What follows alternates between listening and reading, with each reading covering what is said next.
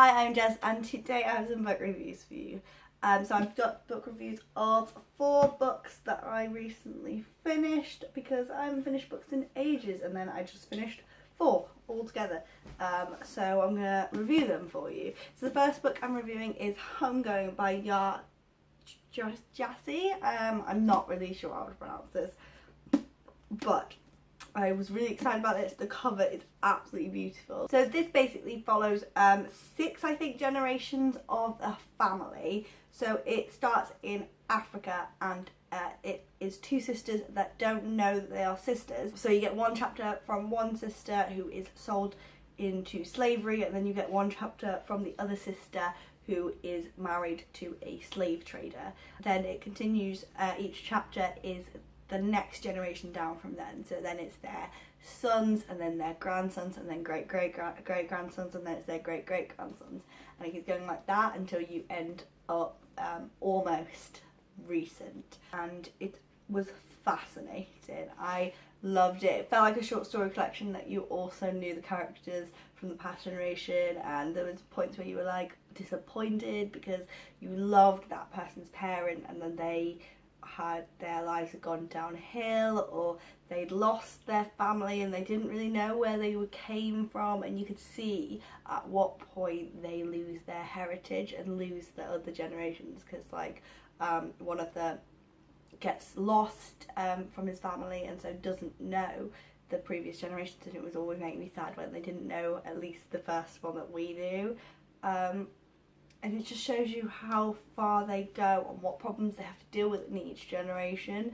And I learned a lot from this book. I really, really did, and I loved it. It was a great book, and I definitely recommend it to anybody. So the next book I have to review is Stay With Me, and I cannot pronounce that name, but it's there.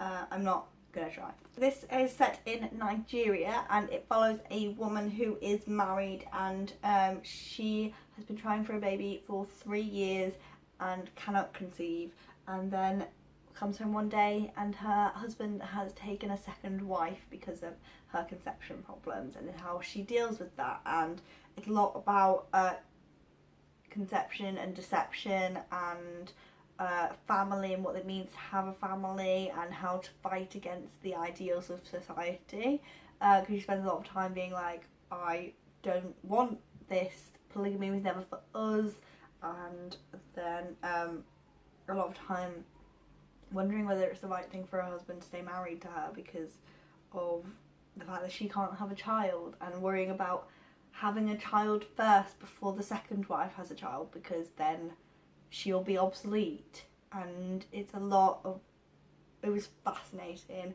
lots of twists and turns. I really don't want to spoil anything, but there was I was so shocked at the ending, but the seeds are laid within it. As soon as the twist was revealed, I was like, oh my god, why didn't I see that? It was so good. Next one is The Lonely Hearts Hotel by Heather O'Neill. So these two were both nominated for the Bailey's Prize. I think this one was longlisted, but this one was shortlisted. So yeah. So this follows 2 orphans called Rose and Pure. I can't pronounce his name, but 2 orphans who it follows their childhood in a orphanage that's run by nuns, and it is at the start it's quite harrowing and involves a lot of sexual abuse, and so if you're triggered by that, really don't recommend this book. I really enjoyed it. I sped through it. I loved it. It is a tragic love story of them both, and it's just written so beautifully, and you saw the insights into their minds and this time period, and it felt like a fantasy even though there was no fantasy. And there's clowns and a circus and a lot of music and stuff like that, and it was just a very lyrical, atmospheric book, and I really enjoyed it. I think I gave this one 5 stars as well. And then there's one I finished last night, and that is All That She Can See by Carrie Hope Fletcher. I've not read On the Other Side, which is Carrie's first book, but I am a huge fan of Carrie. I've seen her in Chitty, and I really, really wanted to give this 5 stars.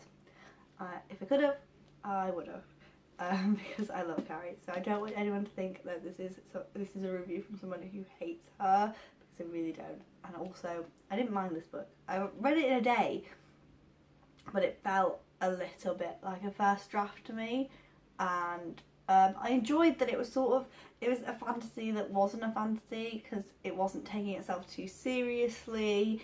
It knew that it was more of a romance than a fantasy, but I just didn't buy into any of it. I didn't buy into the world that was created. I didn't think it was created enough. I felt like it was a little bit child's ideas. So it follows a girl called Cherry who can bake feelings into her cakes, and she can see people's feelings. So she can see the negative feelings and she bakes the good feelings into cakes to combat that. But there was just a lot that I sort of rolled my eyes at, because it was so generic and stereotypical, and yeah, I don't know, and I just didn't buy into the romance. It happened too quickly, and it just, like I said, felt like a first draft. I feel like this idea could have been made so much better if it had been given more time, and yeah, I feel bad because I love Carrie, but I gave it 3 stars because I did enjoy it, and I did think the concept was interesting, but it could have been better.